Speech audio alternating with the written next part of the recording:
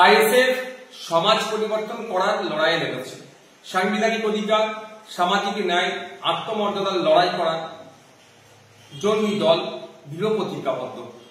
বর্তমান সময়ে রাজ্যের আরজিকর হসপিটালের কাণ্ডকে নিয়ে যে উত্তাল আন্দোলন চলছে, আইএসএফও তাতে সামিল হয়েছে। তিলোত্তমার পরিবার যাতে ন্যায় বিচার পায়, সেই জন্য আইএসএফ আন্দোলনের জন্য মানুষকে সংগঠিত করছে। আজকে একটা ভিডিও দেখলাম যার সত্যতা যাচাই করে নি।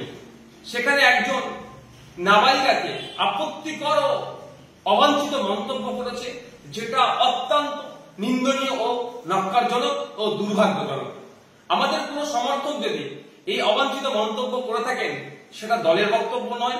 দল এই ধরনের বক্তব্যকে কোনো মতেই প্রশ্রয় দেয় না। কারণ দল মনে করে না নাবালিকা বা সাবালিকা যেই হোক না কেন, পুরুষ মহিলা নির্বিশেষে, সে বিরোধী দল হোক শাসক দল হোক, যে হোক না কেন, কাউকে কোনো ধরনের অবাঞ্ছিত মন্তব্যকে দল প্রশ্রয় দেয় না।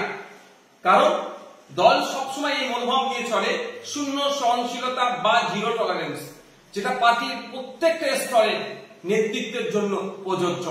দুর্ভাগ্যের বিষয়, কয়েকদিন আগে দেখছিলাম আপনার বাঁকুড়ার ওন্দার বিজেপির বিধায়ক যেভাবে রাজ্যের মুখ্যমন্ত্রীকে কুরুচিকর অবাঞ্ছিত মন্তব্য ভাষায় আক্রমণ করেছেন, সেটাকে আমরা ধিক্কার নিন্দা জানাচ্ছি।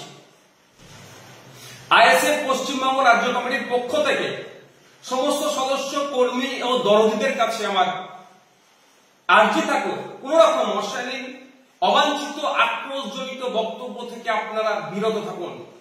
রাজনীতির লড়াই, রাজনীতির প্রতিবাদ যাই হোক না কেন, ভাষাগত দিক থেকে আমাদেরকে সংযত থাকতে হবে। ইন্ডিয়ান সেকুলার ফ্রন্ট কোন রকম অবাঞ্ছিত, অপরিচিকর ভাষাকে প্রশ্রয় দেয় না এবং তার কর্মী সমর্থকদের কাছেও সবসময় আর্জি রাখছে যে এই ধরনের অবাঞ্ছিত, আক্রোশজনিত মন্তব্য থেকে আপনারা বিরত থাকবেন। কোন রকম ভাবে এই ধরনের মন্তব্য আপনারা করবেন না।